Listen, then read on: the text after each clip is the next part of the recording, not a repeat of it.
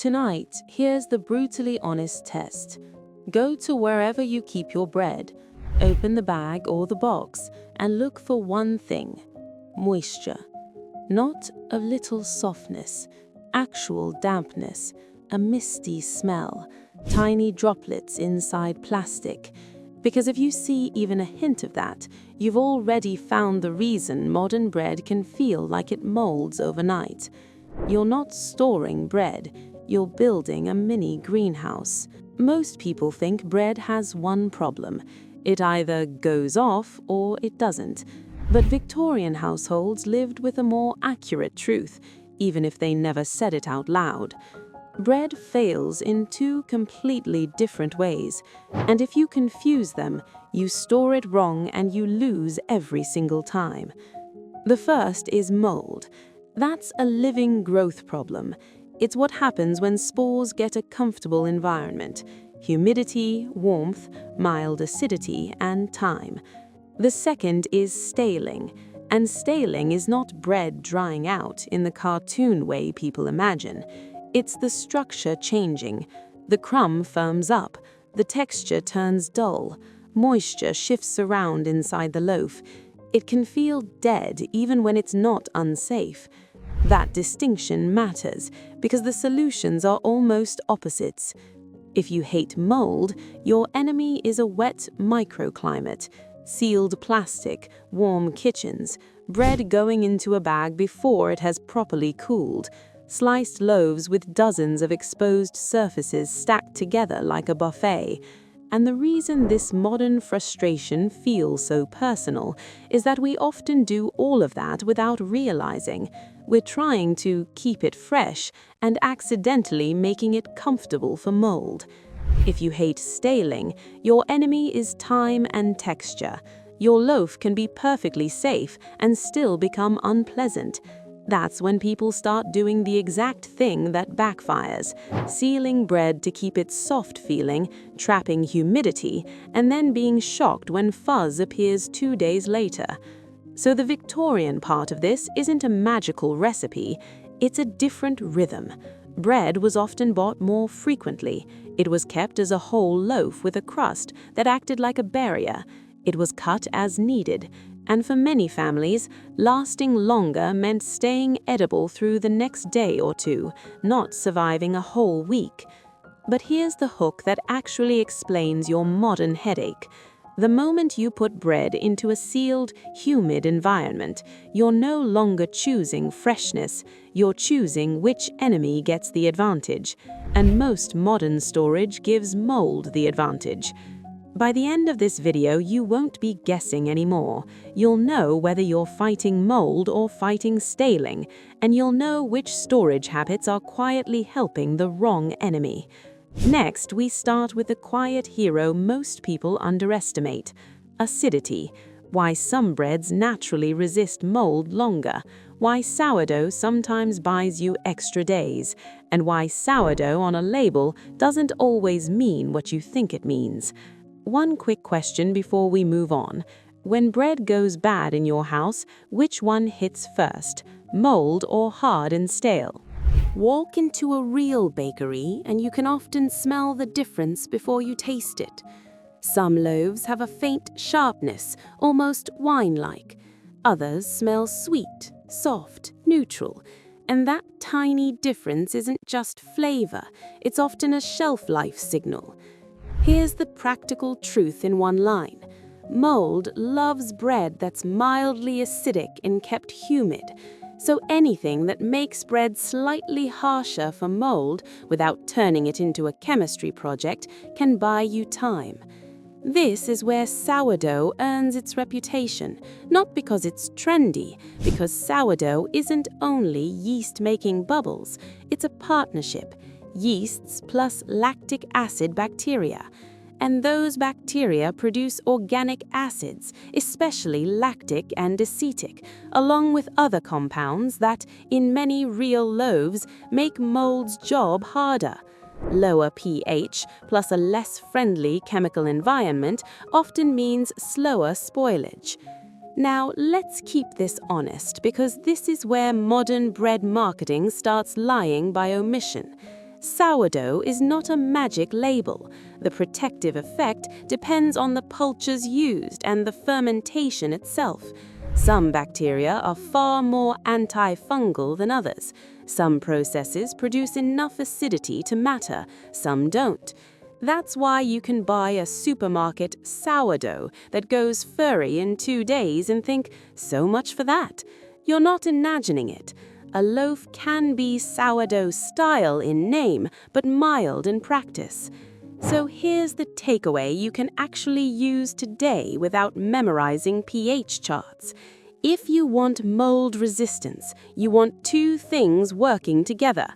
First, a loaf that has real fermentation character. That slight tang is often a clue that the environment is less friendly for mold. You don't need it aggressively sour, just not completely neutral. Second, storage that doesn't cancel that advantage, because even a more resistant loaf can lose if you trap warm, wet air around it. If you seal any bread in plastic in a humid kitchen, you can still build the same greenhouse you saw in section 1, and mold doesn't care what the label says. And that sets up the twist most people miss when they romanticize the past. Victorian bread wasn't always sourdough, and it wasn't always strongly acidic. In many places, as cities grew and demand exploded, bakers leaned harder into faster, milder fermentation styles that were easier to scale and easier to please everyone with. So next we go Victorian for real, not vibes, the actual bread ecosystem. Daily buying, crusty whole loaves, brewing yeast, whiter flour, and the shift toward mild, fast bread, the exact historical trade that quietly changed how long bread stayed mold-free on the counter. Picture Victorian Britain at street level. Early morning, a baker's cart, a queue outside a shop. Bread wasn't a nice extra, it was the backbone, calories, routine, class, and survival. And once you see that, the whole Victorian bread lasted longer idea stops being a single recipe and turns into something more real, an ecosystem. Because lasting longer depends on how you live with bread. If you're buying a loaf every day or 2, you don't need it to survive a week. You need it to stay edible, safe, and useful through the next few meals. And Victorian households were often much closer to that rhythm than we are now. Bread got eaten, toasted, turned into puddings, crumbs, stuffing. It moved. It didn't sit in a sealed bag waiting to be discovered a week later. And that daily rhythm also shaped the bread itself. A whole loaf with a proper crust behaves differently from a modern sliced loaf. The crust is a barrier. It slows moisture exchange. It protects the inside. And if you cut only what you need, you're not creating dozens of exposed surfaces that mold can colonize. You're giving mold fewer easy entry points, day after day. Now here's the part that matters for your story, the historical turn. Victorian bread was not always sourdough. In fact, as the 19th century moved forward and cities expanded, bakers leaned harder into speed, consistency, and neutral flavor. That meant fermentation styles that were often milder, less acidic, and more predictable at scale. Brewer's yeast and commercial yeast made that possible. It lifted dough reliably. It made production easier. It helped bakers feed growing urban demand without waiting days for slow fermentation. And the trade-off is simple. Quicker processes usually mean less acid development, less sourness, a loaf that tastes cleaner and more universal. That wasn't stupidity. It was incentive. Neutral bread pleases more people. Faster bread fits a larger city. Predictable bread wins commerce. And once that becomes the goal, the bread gradually shifts toward a mild loaf that can be slightly friendlier to mold than a properly acidified sourdough-style loaf. especially if you then store it in a modern way that traps humidity. And there was another pressure too: appearance. White bread had long carried status. In the 19th century, milling and industrial processes made lighter flour more available, and the market rewarded pale, soft crumb. The point isn't a history lecture, it's the pattern you'll recognize instantly. The system started optimizing bread for what sells at scale: look, texture, consistency, speed, not for how it behaves 5 days later on a kitchen counter. So, when someone says Victorian bread lasted longer, the honest answer is sometimes it did, for boring reasons. It was often bought more frequently, kept as whole loaves, used faster, and in many homes, staling wasn't treated like failure, it was treated like a normal stage of bread's life.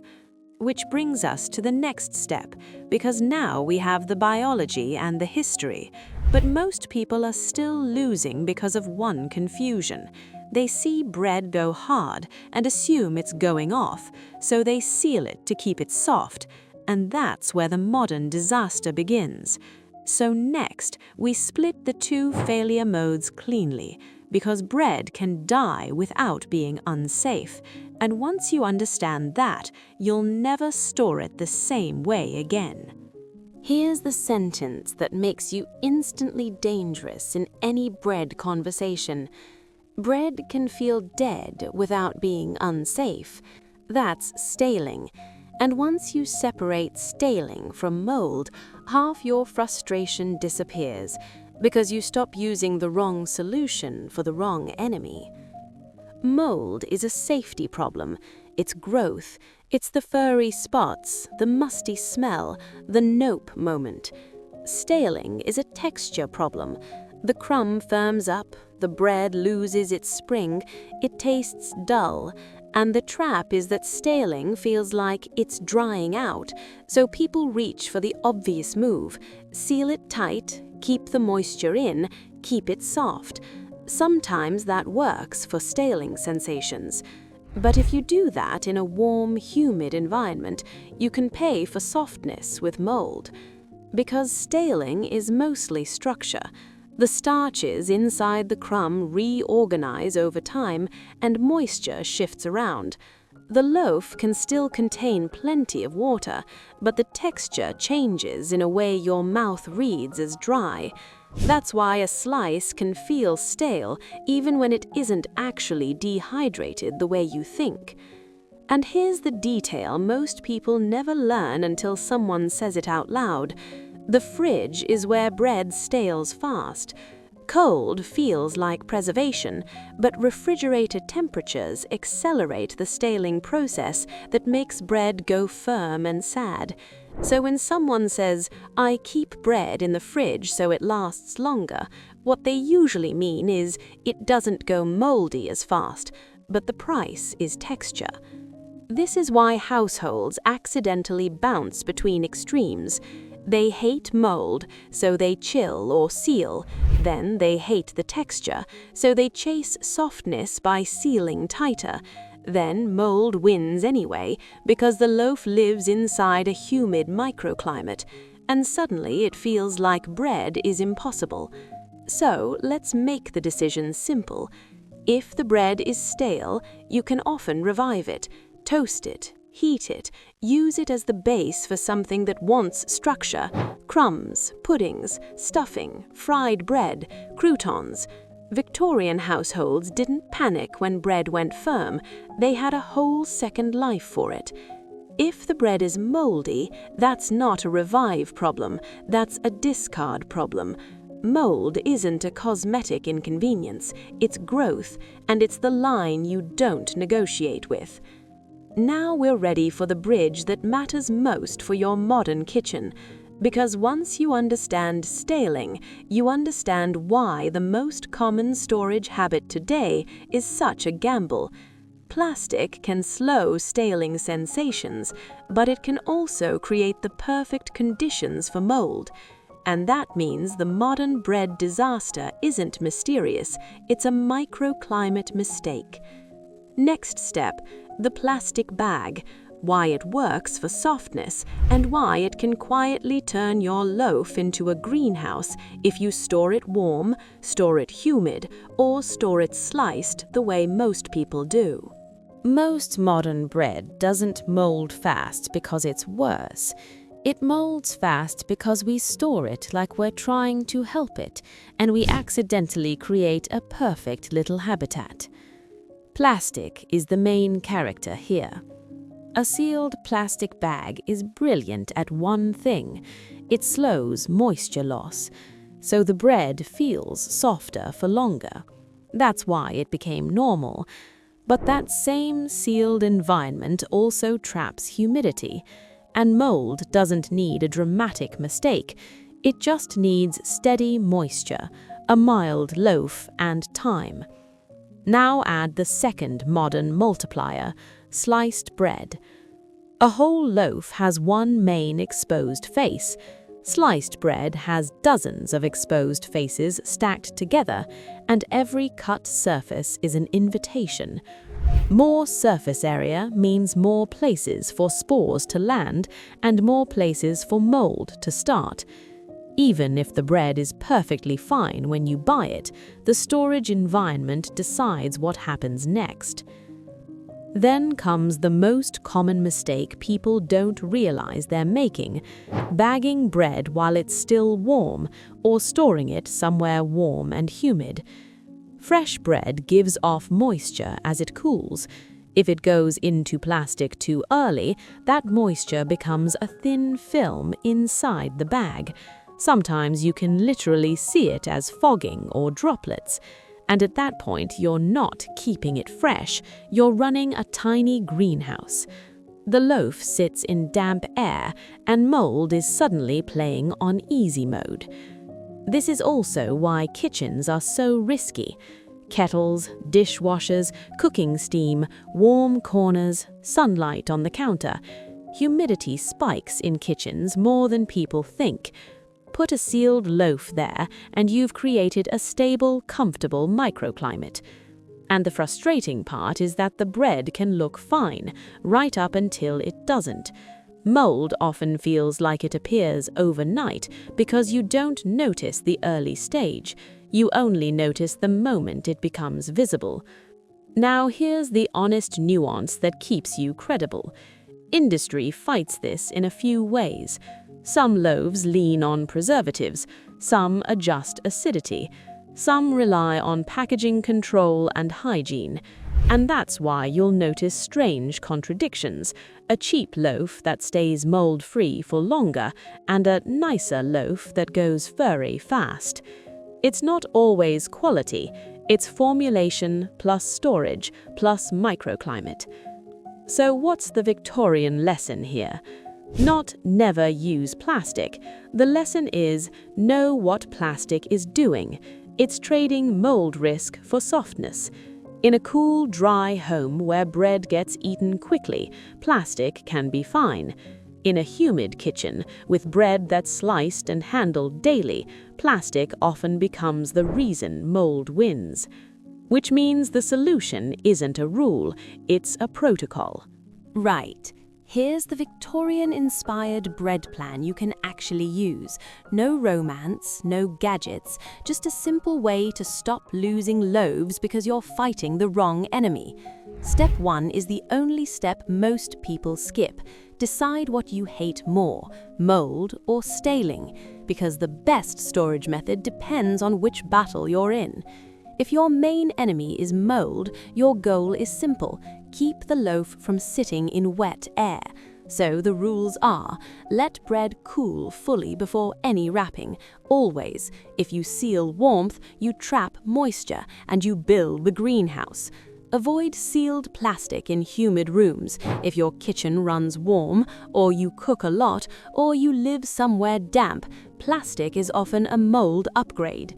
Prefer breathable storage for short-term use: paper, cloth, or a bread bin that isn't airtight.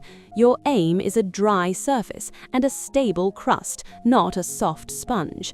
And if you can, buy bread as a whole loaf, not pre-sliced. Cut only what you need. Every slice you don't cut is one less exposed surface. Now, if your main enemy is staling, you're fighting texture and time, not safety, so the rules change. Don't use the fridge as your freshness trick. It often makes bread go firm faster. Cold can slow mold, but it speeds the texture death you hate. If you want softness for a day or two, a bag can help, but only if you're not creating condensation. Keep it cool, keep it away from steam, and never trap warm moisture. And accept the Victorian truth. Stale bread isn't a failure, it's a stage. Toast it, turn it into crumbs, make it useful again.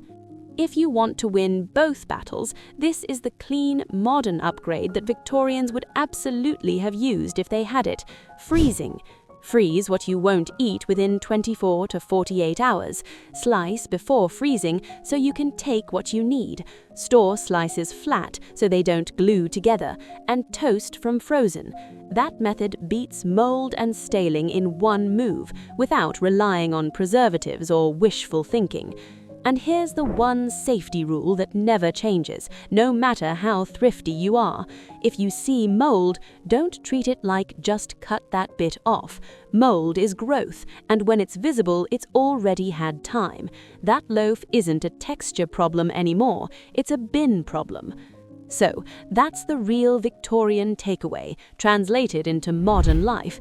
Keep bread dry on the outside, don't trap warm humidity, cut only what you need, and freeze what you can't eat soon. Bread doesn't randomly betray you, it responds to the little climate you build around it. If you want, I can do a follow-up guide by climate, damp coastal kitchens versus dry inland homes, because the plastic versus breathable choice flips depending on humidity. And if you enjoyed this style of practical Victorian logic, the rest of the channel is built exactly the same way. Old methods, no myths, modern rules you can actually use for warmth, storage, and making home life less fragile.